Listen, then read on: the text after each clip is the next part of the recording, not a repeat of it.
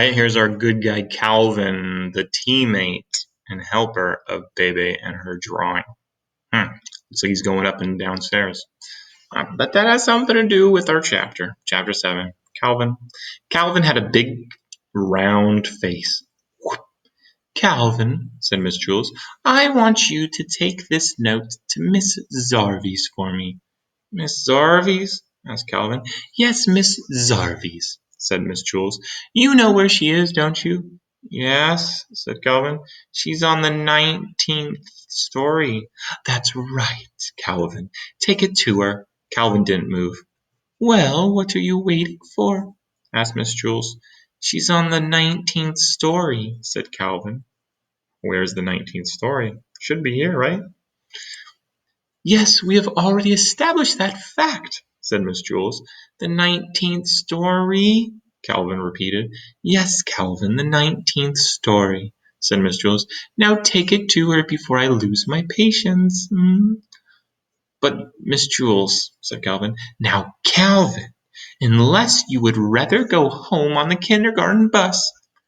Yes, ma'am, said Calvin. Slowly he walked out the door. Ha, ha, ha, ha, ha, laughed Terence. Take it to the 19th story. Give it to Miss Orbeez, hooted Myron. Have fun on the 19th story, called Jason. Calvin stood outside the door to the classroom. He didn't know where to go.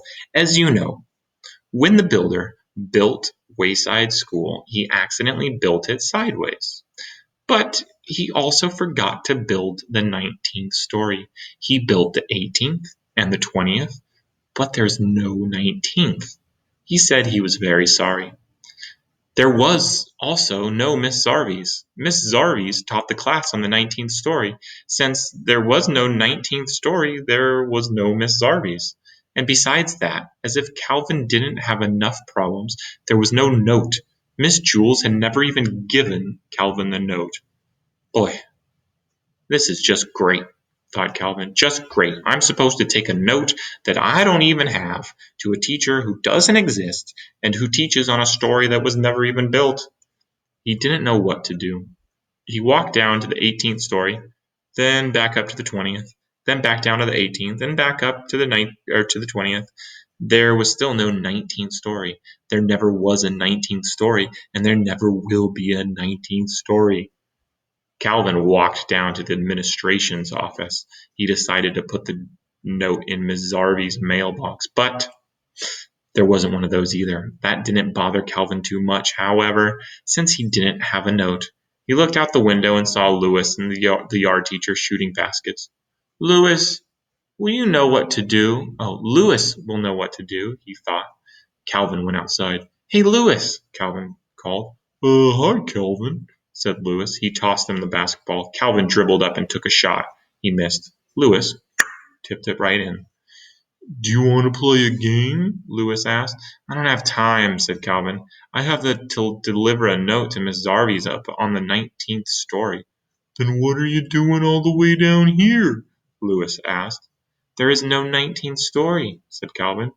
Then where is Miss Zarvies? There is no Miss Zarvies.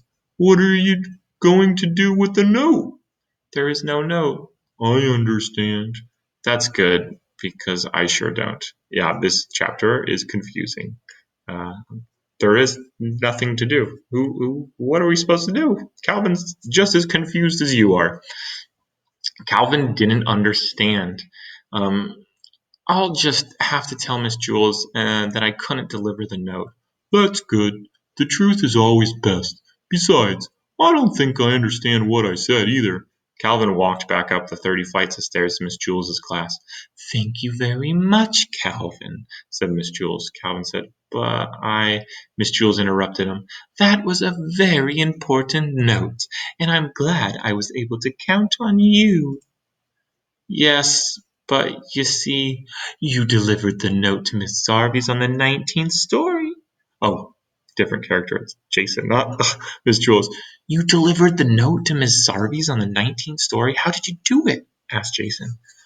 What do you mean, how did he do it? He gave Miss Zarvies the note. Some people, Jason, are responsible. But you see, Miss Jules, said Calvin, the note was very important. I told Miss Zarvis not to meet me for lunch. Oh, don't worry. She won't. Good. I have a coffee can full of Tootsie Roll Pops on my desk. You may help yourself to one for being such a good messenger. Thanks, said Calvin. But really, it was nothing. Tootsie Roll Pops. Let me show you guys really quick what those are. Tootsie Roll Pop. Oh, yeah. You've probably had them, probably seen them. They're very popular when I was a kid.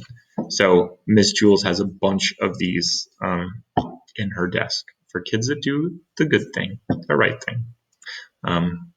Good job, Calvin. All right, next chapter. We'll see this one later. Ooh, light switches. It's Myron. See ya.